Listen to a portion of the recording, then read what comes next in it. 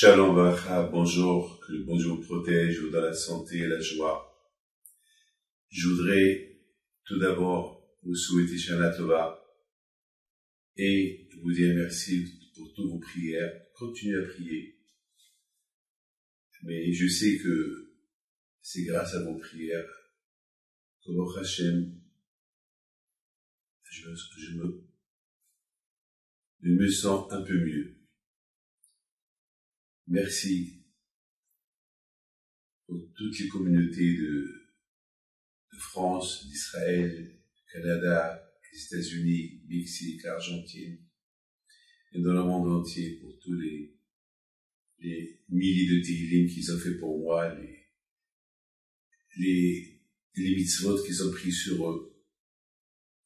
Alors, aujourd'hui, je vais commencer une petite série de l'histoire de Hannah. Elle va prendre peut-être une semaine, cette série-là de l'histoire de Hannah. Vous savez que chaque matin, lorsqu'on fait la prière, il y a une prière qu'on cite, il y a deux prières qu'on cite chaque matin. La prière de Vatit Palel Hannah Vatomar. La prière de Hannah. Hannah, c'était la mère de Shmuel HaNavi. Hannah, c'était une grande tzadékette. Et elle était stérile. Elle n'avait pas d'enfants. Elle a prié à Hachem pour avoir des enfants. Et Akadosh Baruch Hu lui a donné un enfant. Qui s'appelait Shmuel, qu'il était un grand prophète. C'est lui qui a couronné le roi Shaoul et le roi David HaMelech. Et c'est lui qui avait les plans de la construction de Beth Amikdash. Donc, chaque matin, on lit cette histoire de Hannah. La question se pose, quelle est la raison qu'on la lit? Donc, on va essayer de raconter l'histoire, même si vous la connaissez. C'est très important de la réécouter et de voir la façon dont je vais la raconter. Et poser des questions. Donc, la question capitale aujourd'hui, elle est, quelle est la raison qu'on lit l'histoire de Hannah Hanebea? Hannah, qui était parmi les 7 femmes qui étaient des prophétesses. Il y avait aussi une autre question, que l'histoire de Hannah, non seulement qu'on la lit chaque matin, mais le premier jour de Rosh Hashanah, lorsque on lit la Haftara, c'est-à-dire vous savez que chaque Shabbat et chaque jour de fête, il y a et la paracha de la semaine et la Haftara. Qui ne connaît pas c'est quoi la Haftara? Tous nos enfants, depuis l'âge de 5 ans, on leur enseigne à lire la Haftara et on leur fait un petit kiddush du Shabbat. Donc c'est ça la question qu'on va essayer de comprendre et ça va nous prendre une semaine. Mais avant de raconter l'histoire de Hannah, on doit se poser cette question.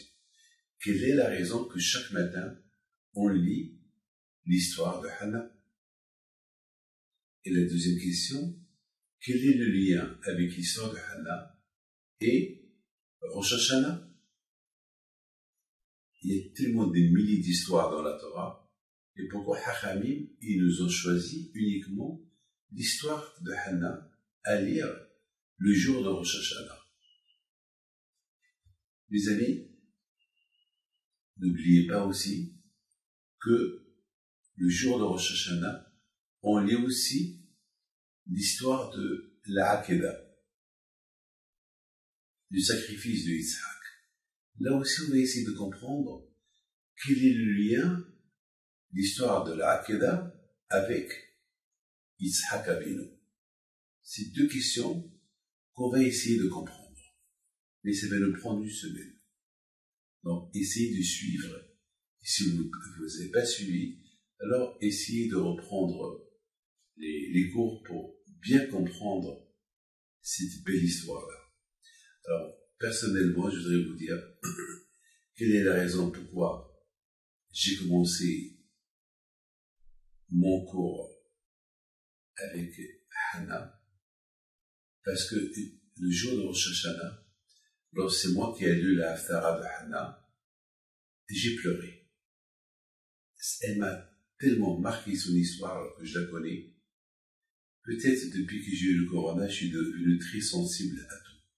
Je suis devenu très sensible à l'écoute des problèmes et à beaucoup de choses. D'ailleurs, je voudrais vous raconter une petite histoire.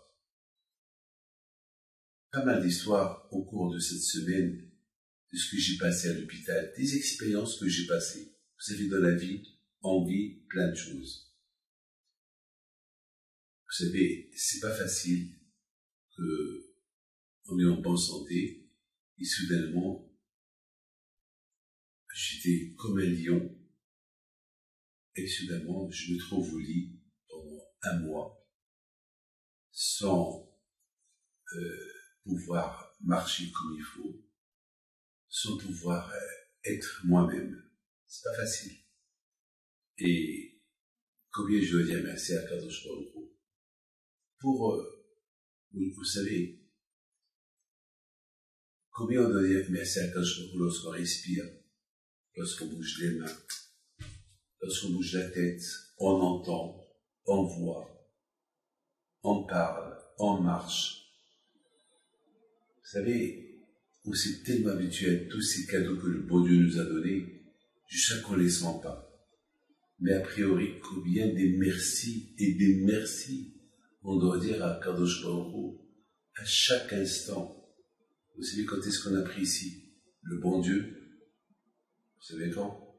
On apprécie à Kadosh Baruch Hu uniquement lorsqu'on traverse des moments durs, à qui je ne souhaite à personne. À qui je ne souhaite à personne. Et vous pas aussi vous souhaitez, vous aussi, à ces choses-là, parce que dites rien que merci à Hachem. Les gens, parfois, ils s'intéressent à l'argent. L'argent, l'argent, l'argent, l'argent.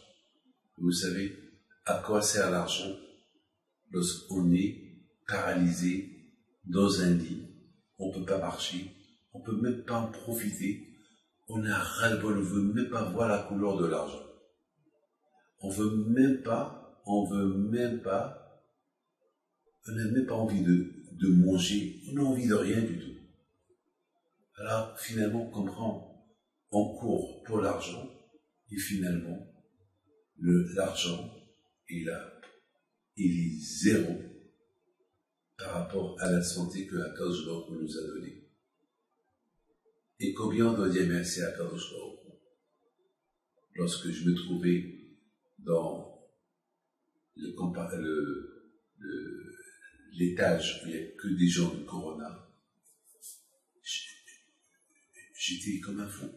Je dis, quoi David, toi qui as fait attention au Corona pendant 2 ans, tu te trouves avec eux? Et je voyais des gens qui mourraient devant moi. Je voyais des gens agoniser devant moi. Ouais, mes amis, vous avez aucune idée de ce que j'ai vécu, ce que j'ai vu. Donc, mes amis, on continue demain. Pour le moment, que le bon Dieu vous protège et vous donne la santé à mes garçons.